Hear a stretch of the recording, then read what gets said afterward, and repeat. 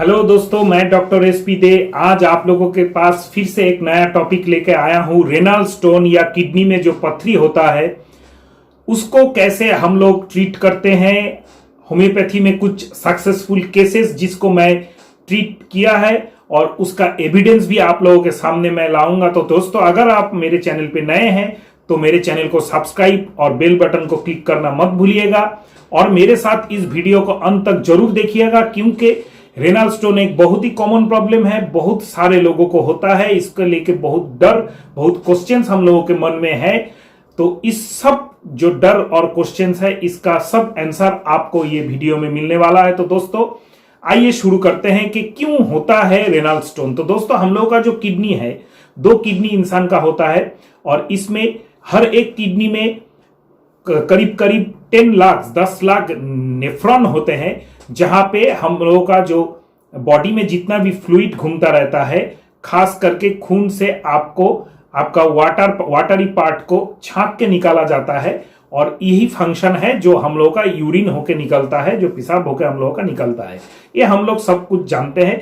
अगर कुछ ऐसा हो जाए कि अगर हम लोगों का जो छकनी का जैसा काम है, जो किडनी के नेफ्रॉन में जो जहां पे हम लोगों का बॉडी प्यूरिफाइड होता है और यूरिन निकलता है, तो वहां पे अगर कुछ ऑब्स्ट्रक्शंस हो जाए तो calcium phosphate, calcium oxalate, uric acid, cystines बोल के जो भी केमिकल्स है, ये सब जमना स्टार्ट कर देता है और जमते जमते एक टाइम वो स्टोन फॉर्मेशन कर देता है। उसको हम लोग रेनल स्टोन बोलते हैं। तो क्यों होता है ऐसा? क्या ऐसा होता है कि यहाँ पे जो फिल्ट्रेशन का काम होता है, जो छकनी का काम होता है, वहां पे ये सब इतना दिन तो नॉर्मली जा रहा था, अभी ऐसा मैंने क्या कर दिया कि यहां से गया नहीं तो वो स्टोन में कन्वर्ट हो गया। अगर आप डिहाइड्रेटेड रहते हैं, हर टाइम आपका येलो यूरिन या यूरिन में जलन रहता है और अगर आप दिन में 1 लीटर से भी कम पानी पीते हैं, बहुत सारे इंसान में ऐसा हैबिट है कि 1 लीटर से भी कम पानी दिन में पीता है, तो उसको रेनल स्टोन बनने का चांसेस बहुत ज्यादा रहता है। एज एक फैक्टर है। 20 से लेके 50 का जो उम्र है, इसमें ज्यादा रेनल स्टोन देखा जाता है। अगर आप मोटे हैं, ओबेस है, तो उसमें आपका रेनल स्टोन होने का चांसेस ज्यादा रहता है। सेडेंटरी लाइफस्टाइल है, हर टाइम बैठे रहते हैं, बॉडी वर्क नहीं करता है, उसमें आपका रेनल स्टोन होने का ज्यादा रहता है। अगर आप डिहाइड्रेटेड रहते हैं, हर टाइम आप पानी कम पीते हैं, शरीर में पानी का मात्रा अगर आपका लगातार कम रहता है, तो भी रेनल स्टोन होने का चांसेस ज्यादा रहता है। अगर आपको आईबीएस है, इरिटेबल बाउल सिंड्रोम, जो पहले के दिनों में क्रॉनिक कोलाइटिस या कॉर्न डिजीज बोला जाता था, आजकल उनमें से एक अलग ग्रुप निकाला गया है, इरिटेबल बाउल सिंड्रोम, जो क्रॉनिक आमाशा टाइप का और क्रॉनिक जो म्यूकस स्टूल, पेट में दर्द करने से होता है, ऐसा कोई बीमारी अगर है तो आपका मेल एब्जॉर्प्शन सिंड्रोम बन के रेनल स्टोन होने का ज्यादा चांसेस रहता है।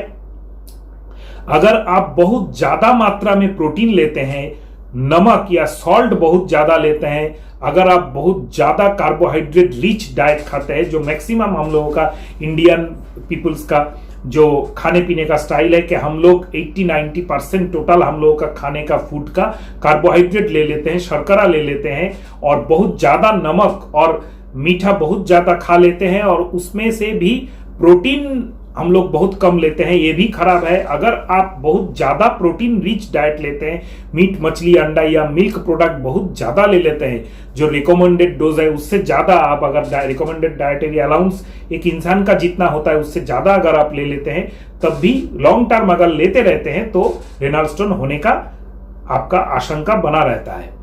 डायूरेटिक्स बोल के जो एलोपैथिक ड्रग्स है, जो भी ऐसा कोई मेडिसिन आप एलोपैथिक लेते हैं, जो यूरिन आपके शरीर से होके आपका कोई कहीं भी सूजन है उसको कम करता है, खास करके ब्लड प्रेशर कम करने के लिए, हार्ट के बीमारी के लिए, आर्थराइटिस के पेन को रिड्यूस करने के लिए डायूरेटिक्स दिया जाता है एलोपैथी में, वो अगर आप लगातार लेते रहते हैं तब भी रेनल स्टोन होने का चांसेस ज्यादा रहता है।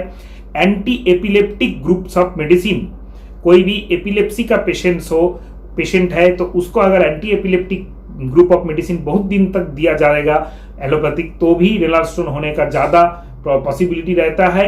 एंड एंटासिड्स अगर आप कुछ लेते हैं, खास करके लिक्विड एंटासिड्स जो कैल्शियम बेस्ड होते हैं, जिसमें कैल्शियम ज्यादा मात्रा में रहता है, तब भी आपका रेनल स्टोन बनने का चांसेस ज़्यादा रहता है। तो ये सब मैंने इतना जो कारण बताया, इसमें से अगर आपका कुछ कारण आपके शरीर में या आपके ज़िंदगी में है तो आपको अवेयर हो जाना चाहिए कि मुझको ये स्टोन होने का चांसेस है।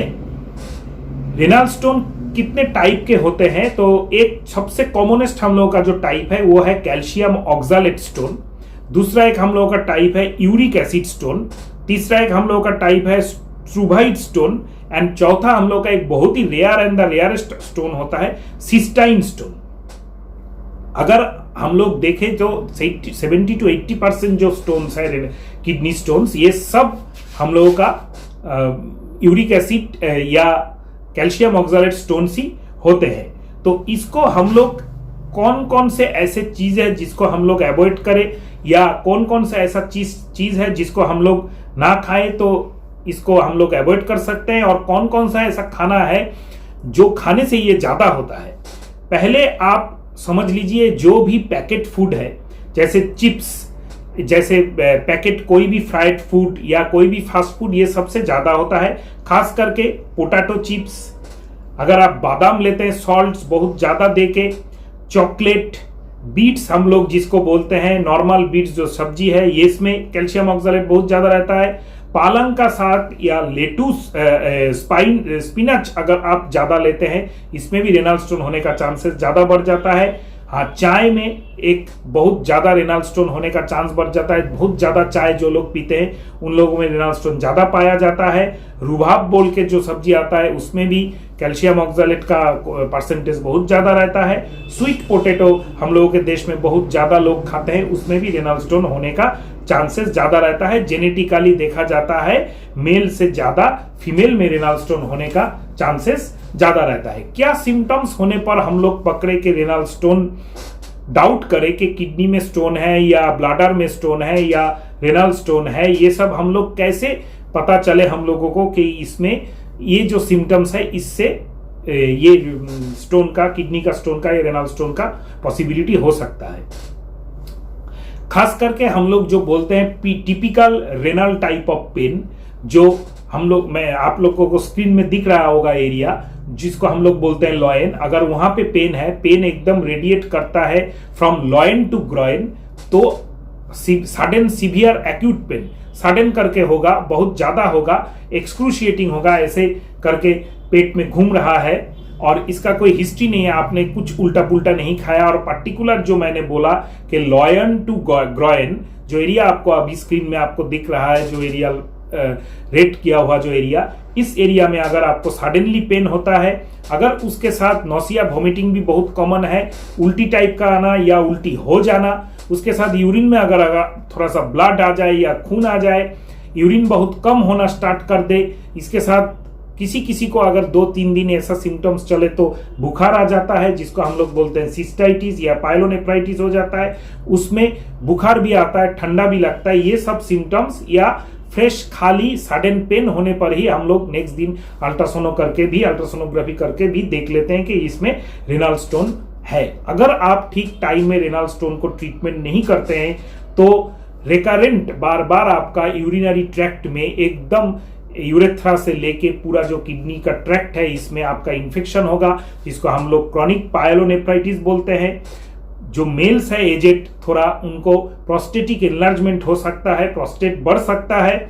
हाइड्रोनेफ्रोसिस बोल के एक होता है, अगर आपका किडनी में स्टोन निकलते हुए बंद हो जाए तो किडनी का जो यूरेटर का पार्ट है, किडनी से जो निकलता हुआ दिखता है हम लोगों का यूरेटर, उसमें आप सूजन आ जाता है, वो हाइड्रोनेफ्रोसिस हो जाता है। इसमें से अगर हाइड्रोनेफ्रोसिस को जल्द ही कुछ महीनों में ठीक नहीं किया जाए या किडनी का इन्फेक्शन बार बार पायलोनेफ्राइटिस होता रहे तो एक टाइम में जाके कुछ महीनों बाद या सालों बाद आपका क्रॉनिक किडनी डिजीज भी हो सकता है, जिसको हम लोग किडनी फेलियर बोलते हैं। लेकिन प्रैक्टिकली देखा जाता है कि किडनी स्टोन का जो पेशेंट्स है उसको आजकल डायग्नोसिस बहुत जल्दी हो जाता है, उसमें इसलिए उसको ये सब किडनी फेलियर का जो डर है उसको हम लोग उतना ज़्यादा प्रैक्टिकली नहीं देखते कि किडनी फेलियर हुआ है, किडनी स्टोन ठीक नहीं हुआ। अगर आपका किडनी स्टोन है, रेनल स्टोन है, ब्लैडर स्टोन है, यूरेटरी स्टोन है, अगर प्रॉपर ट्रीटमेंट आप लोग करते हैं तो किडनी फेलियर का चांसेस बहुत ही रेयर एंड द रेयरेस्ट है। हम लोग जनरली एक ultrasonography of abdomen and xray करके ही देख सकते हैं कि रेनल स्टोन का पोजीशन कहाँ पे है, उसका साइज क्या है और किडनी में अफेक्ट हुआ है कि नहीं हुआ है। इसके लिए सेरम यूरिया क्रिएटिनिन का लेवल हम लोग चेक करके ही बता दे सकते हैं कि इसमें किडनी में अफेक्ट हुआ है या नहीं हुआ है। तो अभी हम लोग देखेंगे कि मैंने जो हम होम्योपैथी में ट्रीटमेंट किया है, कुछ बहुत सारे केसेस हैं मेरे पास, तो सब आप लोगों के साथ शेयर नहीं कर सकूंगा। कुछ केसेस अभी आपके स्क्रीन के ऊपर आएगा, उसको आप लोग देखिए कि मेरे प्रिस्क्रिप्शंस है, before and after ultrasonography reports है, इसको आप लोग अच्छा से स्टडी कीजिए।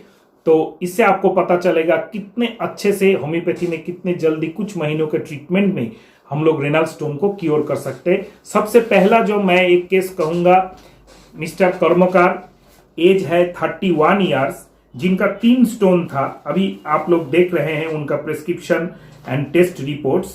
राइट साइड में राइट किडनी में था 8 mm और राइट यूरेटर में था 10 mm एंड राइट यूरेटर में था 5 mm।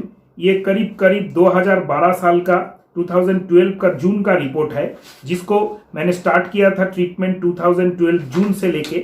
उनका ट्रीटमेंट बहुत दिन तक चला और 2013 में करीब करीब अगस्त में, मतलब 1 साल 2-3 महीना ट्रीटमेंट चलने के बाद उनका जो स्टोन था वो साइज रिड्यूस हो गया और साइज रिड्यूस होते होते उनका यूरेटरिक स्टोन तो सब निकल गया।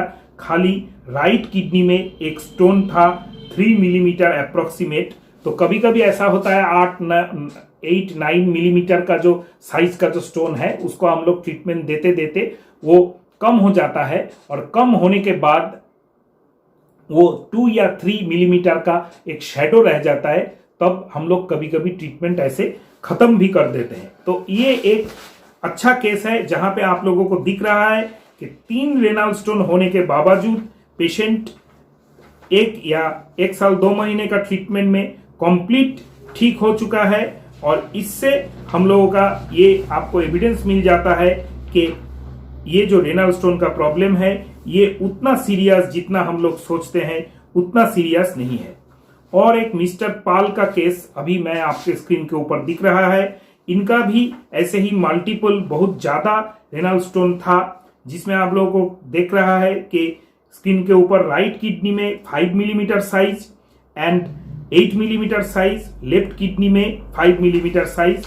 इनका ट्रीटमेंट चला और ट्रीटमेंट चलते चलते जब ये मेरे पास आए थे, उनका डेट आपको दिख जाएगा स्क्रीन के ऊपर। अप्रोक्सीमेटली 2016 का जून का इनका ट्रीटमेंट मैंने स्टार्ट किया और जब मैंने 2016 का नवंबर में इनका अल्ट्रासोनो किया था, तब इनका किडनी में, राइट किडनी में जो 2 स्टोन था जो आपको स्क्रीन के ऊपर दिखा अभी, वो 1 स्टोन में आ गया, वो भी मिनिमम 3 मिलीमीटर अप्रोक्सीमेटली। और लेफ्ट किडनी का जो 5 मिलीमीटर था उसका 5 मिलीमीटर ही रहा। तो इसका एक और जो क्योर हो जाने के बाद, एकदम पूरा स्टोन नहीं होने के बाद का जो अल्ट्रासोनो है, फिलहाल मेरे पास नहीं है, क्योंकि मैं सब जेन्युइन डॉक्यूमेंट्स आप लोगों को दिखाता हूं। इनका रिसेंटली ये मेरे पास आए हैं, फिर इनका ट्रीटमेंट मैंने स्टार्ट किया है, तो ये बीच में डिसकंटिन्यू कर दिए थे। तो जो लेटेस्ट मेरे पास आया था कि 8 और 5 mm का 2 स्टोन में एक स्टोन 3 मिलीमीटर का रहा और 5 मिलीमीटर का जो था लेफ्ट किडनी में वो अप्रोक्सीमेट वो 5 मिलीमीटर ही रहा। ये आपका लगभग 5 महीने का ट्रीटमेंट का रिजल्ट है। और एक केस मैं आप लोगों को दिखाना चाहता हूं, स्क्रीन के ऊपर अभी आपको आएगा। मिसेस बर्मन एक एजेड नियर अबाउट 70 इयर्स का आदमी है, औरत है। उनको मैंने ट्रीटमेंट स्टार्ट किया था 2016 का जुलाई में, जिनका स्टोन था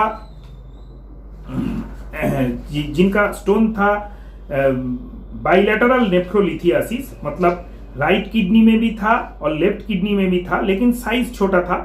राइट किडनी में था 2.1 मिलीमीटर, लेफ्ट किडनी में था 3.7 मिलीमीटर, लेकिन राइट यूरेटर में इनका था 7.4 मिलीमीटर, 3 to 4 लंबर रीजियन में इनका था 7.4 मिलीमीटर।